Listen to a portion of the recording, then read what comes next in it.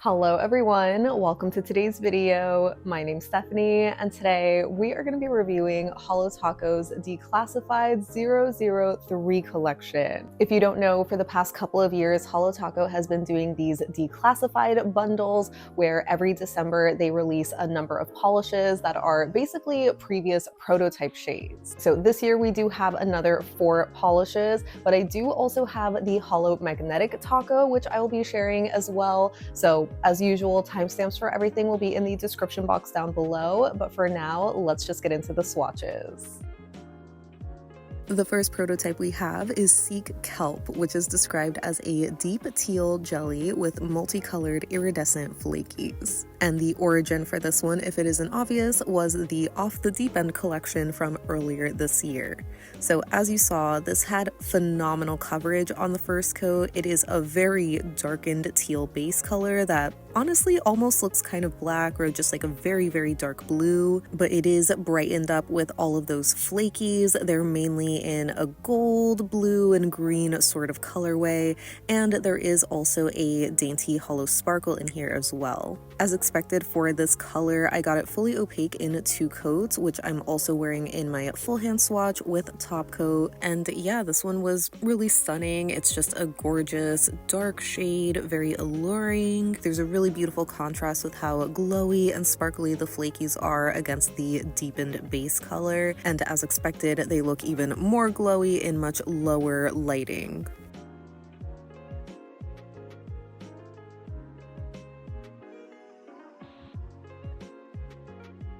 Next up we have Well Wishes, which is a muted gray periwinkle cream, and the origin for this was the cottagecore collection from this spring. This had another impeccable, flawless formula. It was practically fully opaque in the first coat alone. It also had a really smooth and easy to work with formula. It wasn't too thick or chalky or anything. Just a really lovely, solid cream. The color is nice. I feel like it definitely is very accurate describing it as a muted gray periwinkle because you do get those periwinkle vibes, but it is a lot more muted compared to a brighter periwinkle, which we will see later. Again, this is 2 coats with glossy top coat in natural, indirect kind of lighting. It was pretty overcast this day, but you get the idea. It's just a cream.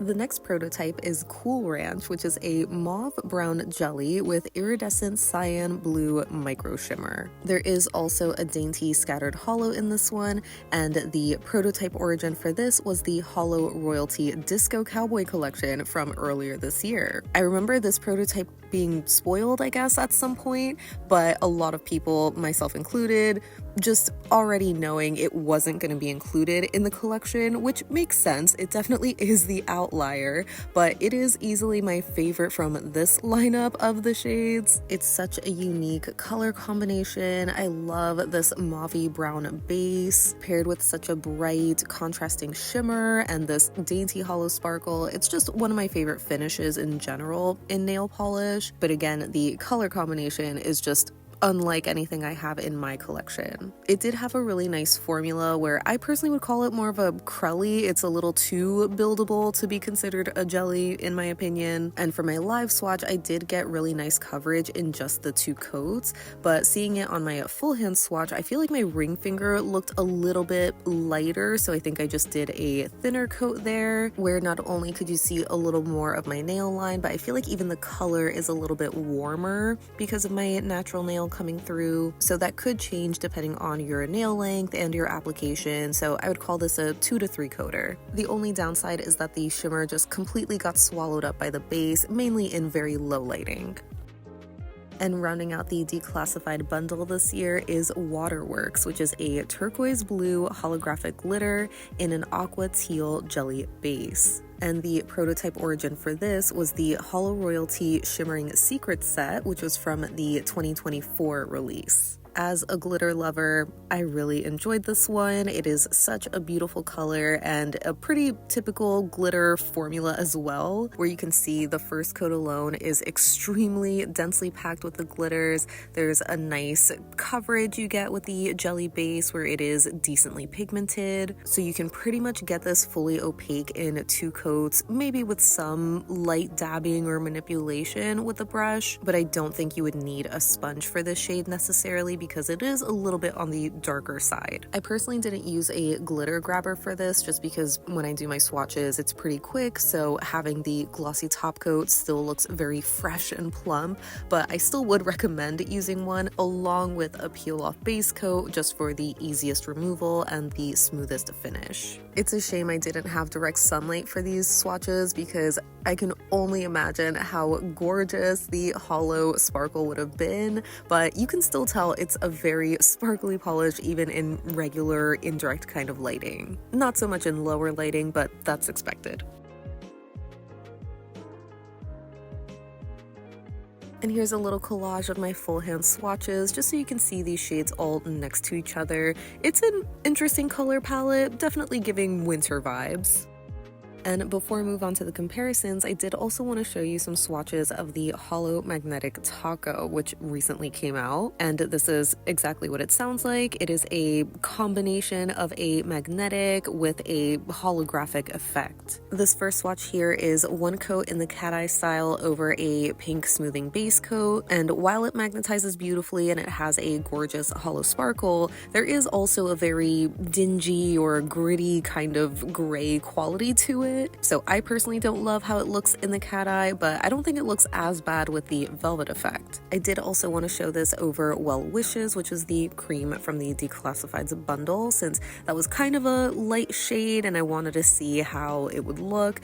And again, not really loving it in the cat eye just because it looks a little too dingy and gritty, but it's a lot more diffused in the velvet effect using a 30-pound horseshoe magnet. Of course, that could also just be personal preference. Maybe you prefer the cat eye style with this, but lighter bases, especially white, are going to highlight the silver holographic sparkles a lot more, just giving it that slightly dirty quality, but black makes a perfect base, and I was generally impressed with how holographic this was. Now for comparisons, we're starting with Cirque Kelp, and of course looking at it next to Wait a Minute, which is the teal iridescent flaky from the Off the Deep End collection. To me, it looks like they have the same kind of flaky mix and dainty holo sparkle, but the obvious difference is that Wait a Minute has a much lighter and brighter teal base color that is maybe a little bit more green leaning, or maybe it's a true teal but Cirque Kelp is a little bit more blue leaning. And I figured I could also show it next to Emerald City, which is another flaky but that's a bit more green.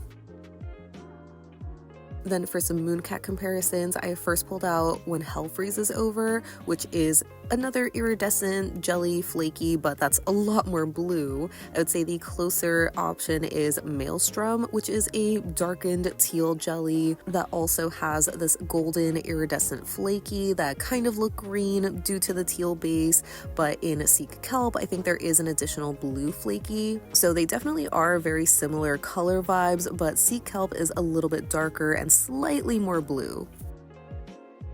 And the last comparison that I have is with Fauve's Over the Rhône, which is a teal jelly with these iridescent flakies and holographic sparkle. I thought it was going to be a lot closer to Cirque Kelp, but once I put it on, I remembered it's actually a lot closer to Mooncat's When Hell Freezes Over, where it's just a bit more blue.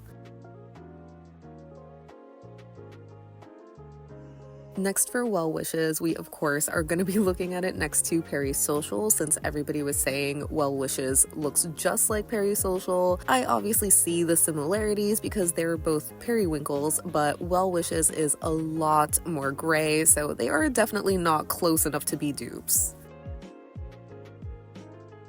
And since it was so gray, I actually thought it was going to be much closer to Cold Slate, which is a gray with more of a blue undertone. They're looking more similar here in this initial bottle shot, but on the nail there is a very clear difference, so definitely no comparison. And here is Well Wishes next to a photo of Wild Child, which is the muted purple that was in the Cottagecore collection. That one's basically the warm toned version of Well Wishes. Moving on to Cool Ranch, the closest shade that I had to this was Sylvanclaw's Mushroom Whimsy, which is a brownish jelly base with a very strong glowing green shimmer. So I personally wouldn't call these dupes, but even aside from the color difference, the Sylvanclaw is also a lot more sheer, more of a true jelly base. Lastly, I figured I could show Cool Ranch next to Noodles Nail Polish's Warm Mocha Latte, which is one of my favorite browns in my collection, being this more cool tone brown with like a blue iridescent micro flaky. So while it sounds like they might have a similar vibe going on, they do look very different on the nail. The Noodles is a lot more full coverage with a more subtle shimmer.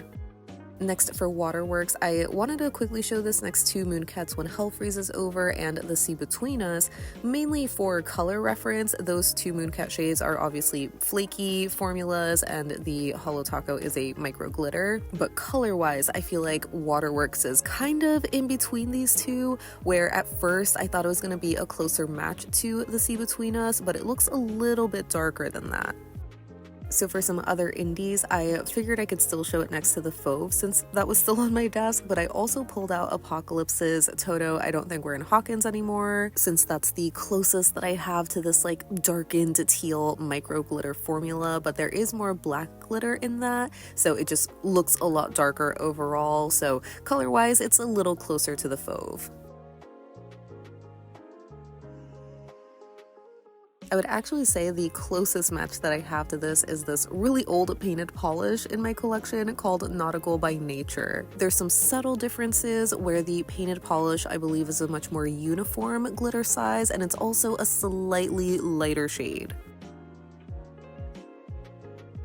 And lastly, for Holo Magnetic Taco, we are looking at it next to the regular Magnetic Taco that came out in the Bon Voyage collection. So that's just a pure silver magnetic. There's no holo. But for a holographic magnetic comparison, I have Cirque's Starry Eyed, which came out at the beginning of this year. It also has this additional scattered holographic outside of the magnetic as well. And in the bottle, the Holo Magnetic Taco looks almost black, which is probably why it looks so gritty on one coat alone, which is what I'm showing here over white, again with the cat eye effect.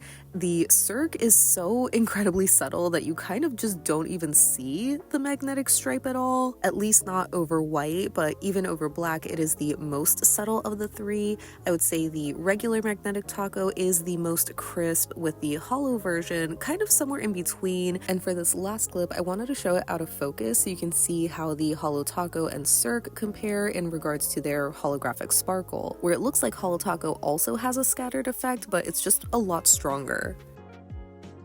So that wraps up my swatches and comparisons of Holo Taco's Declassified 003 collection and their Holo Magnetic Taco. As always, I would love to know your thoughts on these releases, because at least starting with the Declassified set, I'm feeling a little whelmed. Don't get me wrong, the polishes are lovely, they perform really well, very high quality and all of that, but I'm just not super excited by them. Like, to me, they don't really have this special sort of feeling that I associate with a lot of seasonal releases. Obviously, that mainly applies to the cream. If anything, I would say the last two shades were more of my favorites, the mauve brown being the most interesting one out of these, but I could see the teal glitter also being a fan favorite because it's that beautiful teal color in their gorgeous glitter formula. So yeah, while they are pretty, I think I would have preferred to see the cream be swapped out for something more sparkly, probably from the Bon Voyage collection. And as far as the Holo Magnetic Taco goes, I definitely have a lot of thoughts on that.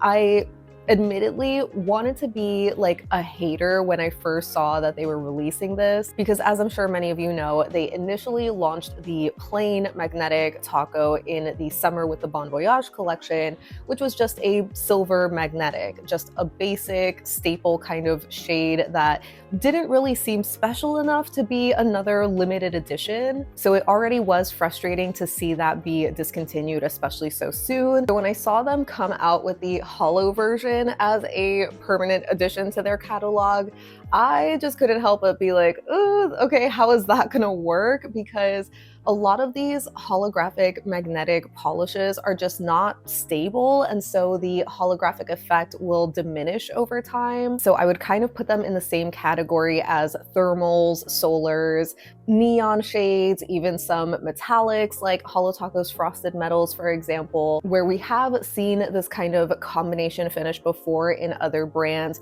mainly indie, but some other boutiques, and they don't really last that long. The holographic is very subtle, but all that being said, once I tried this for myself, I was really impressed with how holographic it was. I mean, as you saw in the comparison, the only one that I had to compare was Cirque's Starry Eyed, which again does have that same like linear holo magnetic finish as well as a scattered holo. So I think it is like a pretty fair comparison for this new shade. And the Cirque one just doesn't compare. It is so weak in comparison, but even from other holographic magnetics that I remember trying myself or just seeing on the market, they generally do have a much softer, like barely there magnetic holographic effect. So this version is definitely a lot more noticeable. I would like to think that means it's gonna be like a better quality pigment that is not gonna fade over time, but obviously with it coming out, you know, it's just a time will tell situation. So yeah, as much as I wanted to be a hater, seeing this come out in their permanent catalog as a finish that's not usually stable, and then making the plain silver magnetic limited edition, it just like didn't make sense to me. But I was pretty impressed, so I hope that it will last a long time. Again, the only real gripe that I have with that one is that it is so dark, so it just doesn't look great over lighter colors, but I honestly kind of feel that way about the other plain magnetic sort of toppers anyway, so it could just be a personal preference thing. But yeah, all in all, those are my thoughts on these releases. So again, I would love to know your thoughts down below so we can chat about it. But thank you so much for hanging out with me today. I hope you have a great rest of your day, and I'll see you in the next one. Bye!